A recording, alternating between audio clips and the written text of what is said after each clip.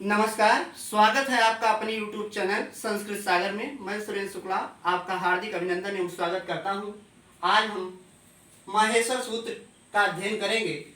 माँ सरस्वती को सादर प्रणाम कर आज पहली क्लास है, इसलिए थोड़ा जब भगवान शिव आए और उन्होंने अपने डमरू को 14 बार बजाया और उस 14 बार से 14 सूत्र निकले, जिसे हम माहेश्वर सूत्र के नाम से जानते हैं, और महर्षि पाणि ने उसी को व्याकरणबद्ध कर लिया। आज हम संज्ञा प्रकरण में माहेश्वर सूत्र का अध्ययन करेंगे। माहेश्वर सूत्र को हम शिव सूत्र जालम और अक्षर समन्वय के नाम से भी जानते हैं।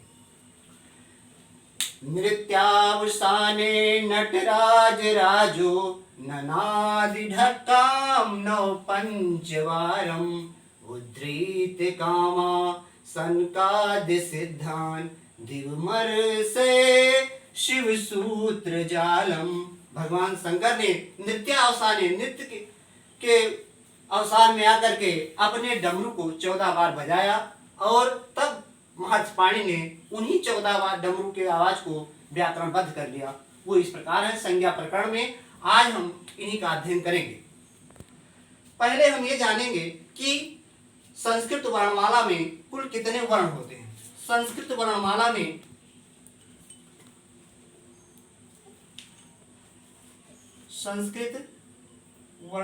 में कुल 42 अक्षर होते हैं,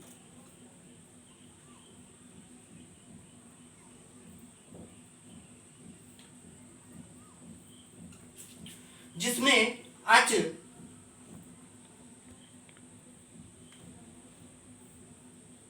जो प्रत्याहार है, अच को हम स्वर के नाम से भी जानते हैं। अच हैं 9। भगवान शंकर ने जब पहली बार डमरू बजाया तो आ ई ऊड़ा ली री का ए ओंग ए ऐ औच है वरट लण यंगणनम जभय गण धस जब गण धस खप छठत चटवत कपय ससर और हल। इसमें हम अच माने स्वर आ से लेकर चा के बीच में जितने वर्ण आते हैं उसको हम अच के नाम से जानते हैं। इसमें जो लास्ट अक्षर है, अंत वाला अक्षर है, ये एक संज्ञक है, इनकी गिनती नहीं होती है। 1 2 3 4 5 6 7 8 और 9, ये 9 स्वर अच को हम अच के नाम से, जिसे हम स्वर या अच कहते हैं। इनमें मूल स्वर 5 हैं। मूल स्वर या मुख्य स्वर 5 हैं।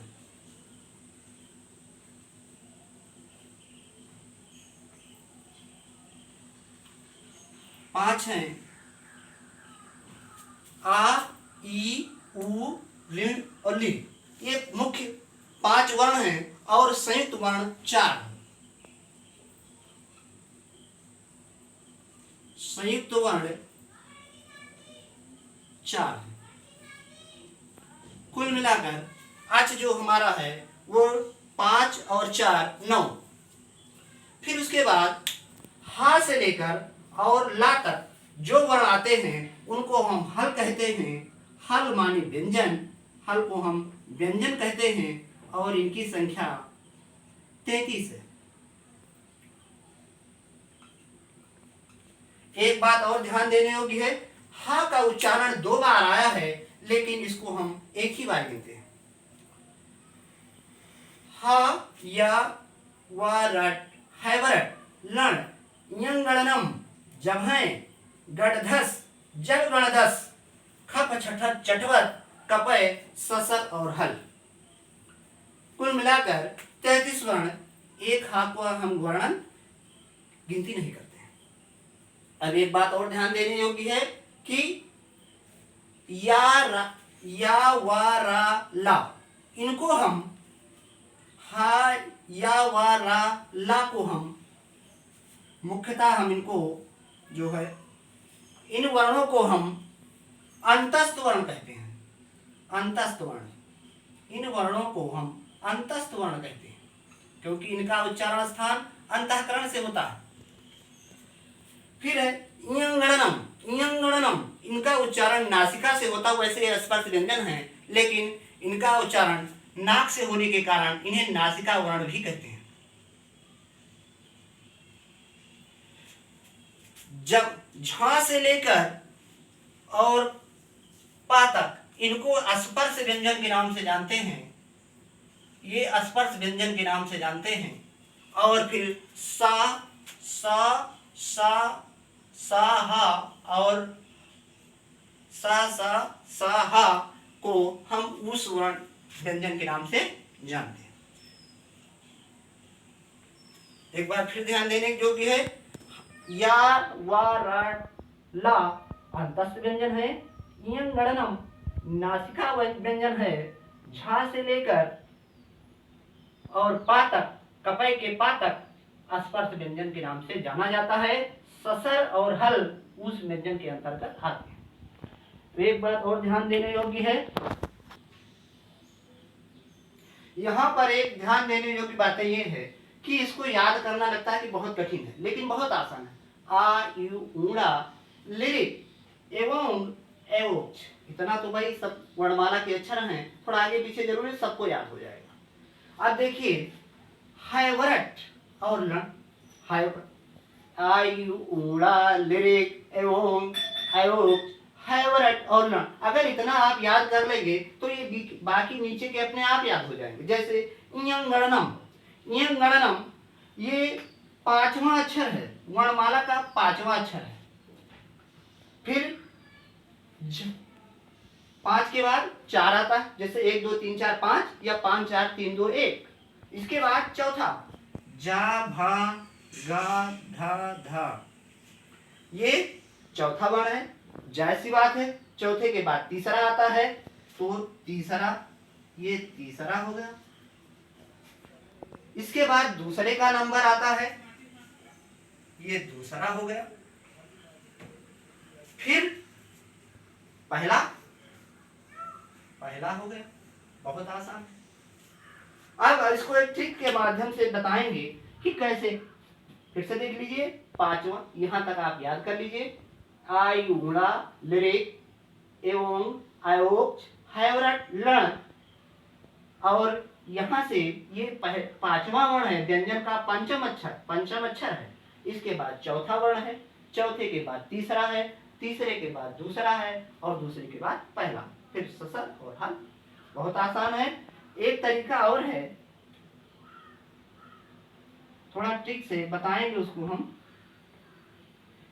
क्या होता है कि गांव में जब शादी होती है तो बड़ा स्वागत होता है। ऐसा एक बार हुआ कि बाराती पहुंच गए, लेकिन घराती जो है, घरातियों ने उनको पानी जो है समय पर नहीं भेजा।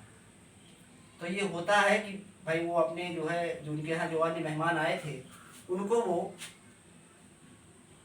घरातियों का स्वागत करने में लगे हुए थे। ऐसे में तो यहाँ तक आप याद कर ली, इसको यहाँ से आगे हम ट्रिक बताएंगे।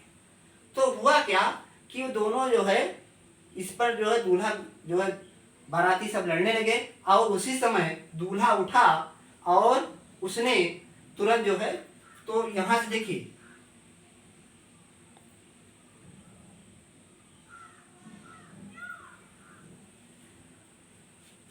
अब दूल्हा जो है, यहाँ बाराती घराती मार कर रहे थे, उसी में दूल्हा आकर भी मार करने लगा। तो ये हुआ हाय वर तो लड़ गया, हाय रे वर तो लड़ गया, या ऐसे कह लीजिए हाय रे वर तो छफेरा से लड़ गया, यानी छठे स्थान पर छ है, तो ये छफेरा से लड़ गया, हाय हाय वर लड़ गया। अब इसमें इसके बाद क्या घटना हुई, हाय वर तो लड़ गया। इसी में एक आदमी नाक से बोलता था, उसने कहा न्युंगड़नम, न्युंगड़नम, नासिका से उसने उच्चारण किया। फिर अन्य लोग भाई नहीं समझ पाए, दूसरे लोगों ने कहा, तो कहे जब है झगड़ा भा, झगड़ा भा।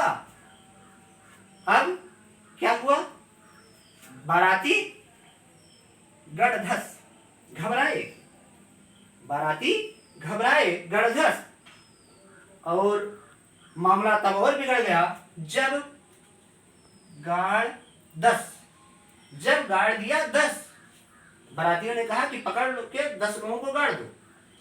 फिर मामला और बिगड़ गया और सब लोग बाराती भागे और एक रेल की पटरी थी, ये रेलवे की पटरी है 11 नंबर पर, और वो लोग वहां पहुंचे तो रेल की आवाज में रेल पकड़े, रेल पर बैठ गए और रेल चलने लगी। तो इसको हम 2 बार में पढ़ेंगे, खप छठत चटवत, खप छठत चटवत, खप छठत चटवत। ट्रेन चलने लगी, तभी एक चाय वाला आ गया और उसने कप में चाय दिया और फिर ससुर तेजी से सांस ले करके और जल्दी से चाय को पीने लगे। उसको जो है चाय को फूंक कर पीने लगे और तब समस्या हल हो गई। आज मेरा पहला वीडियो था, आप लोगों की कोई गलती अगर हुई हो तो क्षमा करना। जैसा हम मुझे अपने गुरुओं से प्राप्त हुआ ज्ञान उसी आधार पर मैं आपको बता रहा हूँ। नमस्कार।